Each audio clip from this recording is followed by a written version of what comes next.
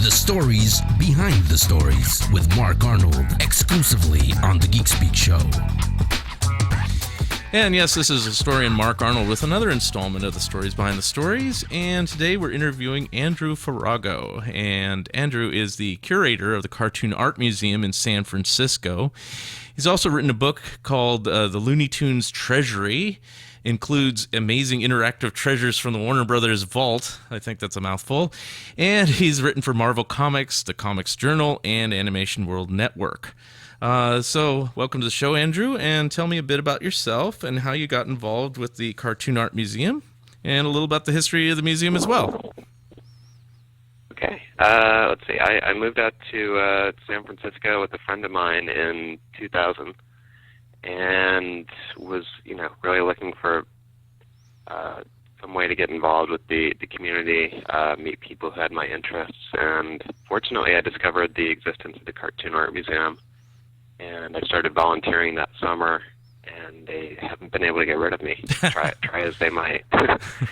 And basically worked my way up through the ranks. They found out that I was really enthusiastic about cartoons and comics and everything else, and gradually made my way up to curator.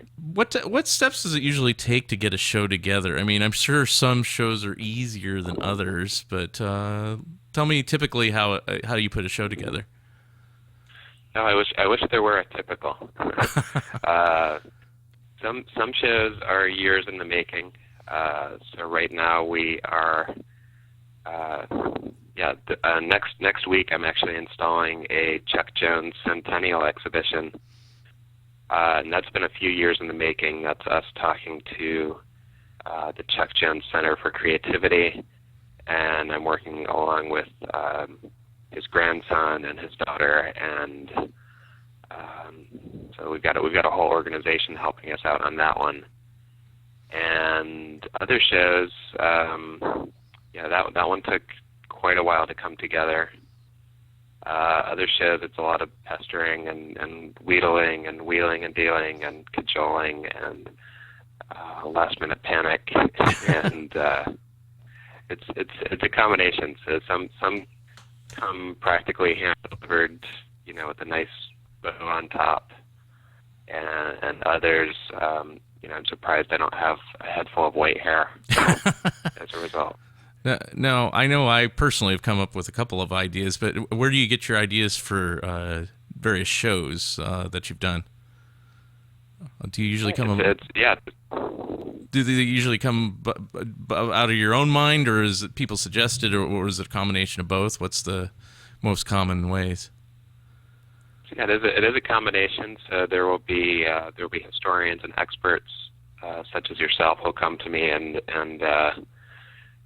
let me know that you either have a collection yourself, or you're friends with a collector, where to find something that's going to be really of interest to our patrons.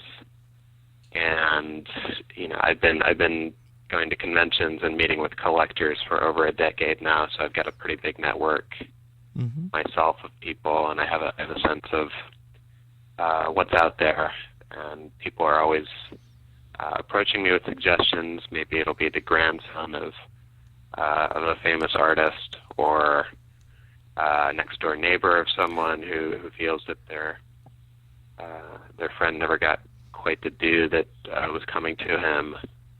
Or I might look at the calendar and notice that it's an anniversary year for a major character, or our board of directors might suggest something, or there might be a movie coming out that seems like it would be a good suggestion.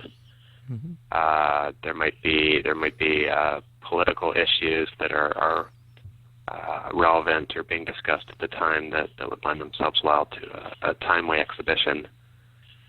And so, there's no short answer to that one either. So during the calendar year of 2013, what are the current shows running, and then what are the ones that, besides Chuck Jones, obviously you just mentioned, that are planned over the next year? Okay. Chuck Jones is going up right now.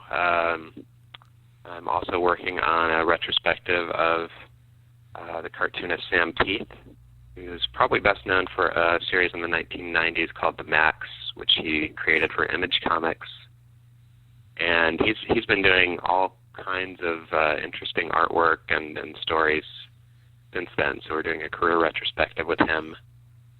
I'm working with a friend of mine, a very talented cartoonist named Lark Pian, who's also a longtime museum supporter. And she and author Lisa Brown are putting together a show called I See What You Say, which focuses on comics for younger readers and kids' books. Mm-hmm. So that's coming up. It's Superman's 75th anniversary. Right.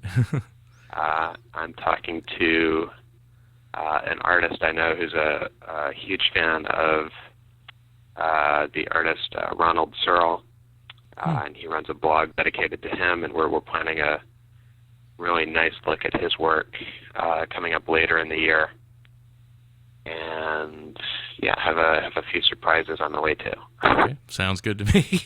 Now I mentioned in the introduction, and I love the book, is the Looney Tunes Treasury. It has little pockets with like little reproductions of toys and comic books and things inside. How did that project come about? Okay, so for that one, I'd helped. The book was originally going to be published by Insight Editions, a local publisher based out of San Rafael. And so I had helped them with a few Hanna-Barbera and Warner Brothers projects, including writing a couple of essays for the 100 Greatest Looney Tunes. And they liked my writing. They had a sense that I was somebody who really cared about these characters. And they offered to let me pitch this book. And they told me, you know, we've seen I don't know how many Looney Tunes histories already, but we want to make this one, you know, more instantly accessible. We want we want you to write the characters telling their own life stories. It needs to be in their voice. Right. And they said, you know, I know that's intimidating, and you have to make Bugs Bunny sound like Bugs Bunny. And they told me right off, it means this book's either going to be, you know, really fun or it's going to be really painful. Well, as a reader, I found it very fun, but I don't know if it was on the creation side. But yeah. Did you have choice on what to include as far as a little what's the best word to call treasures, as it were, the giveaways that are inside? The inserts, yeah. Yeah, the inserts. Yeah, I had some suggestions on that. Fortunately, they had a really amazing design team working on the book. So my concern was mostly the writing side of it, and I gave them a few suggestions. Like I was actually hoping for a nice wall-sized fold-out of an Acme blueprint, which I didn't get, but we did come up with the Acme catalog, right? Which I think was a fair substitute. You know, we were really using the earlier Hanna-Barbera Treasury as a template, right? As far as getting, you know, let's bound some comic books in there, maybe some masks, some cards, some other fun stuff. Mm-hmm. So yeah, really pleased with the way it turned out. So am I. Is there any other books for you in the future, or any other projects? Yeah, right now I am neck deep in the Teenage Mutant Ninja Turtles, and I'm doing a complete visual history of them for Insight Editions. Running Press ended up publishing the Looney Tunes Treasury because they made some sort of trade with Insight Editions, and that's just how that worked out. But I'm working with Insight again, and I've been interviewing everybody remotely associated with the Ninja Turtles, whether you were a voice actor, if you're an actor in one of the live-action movies, if you inked the comic book in the 90s. I've been talking to you and getting your story and compiling photographs and things. So Should be fun. It's going to come out in 2014, I think shortly before the Michael Bay movie is destined to hit theaters. Okay. Well, very good. I wanted to thank you for joining me today, Andrew. I was wondering if there's a way people can contact you or website to plug, or if you just want to plug the museum. Okay.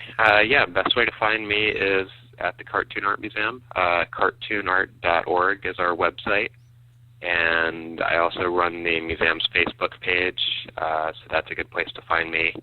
And I'm Andrew Farago on Twitter, and you can track me down any number of ways online. Okay. Well, thank you very much, Andrew. And just wanted to let you know that you can always hear the stories behind the stories on the Geek Speak Show website and also at funideas.50webs.com. You can hear the complete story behind the stories by going to funideas.50webs.com. That's 50webs.com. funideas.50webs.com. The stories behind the stories, exclusively on the Geek Speak Show.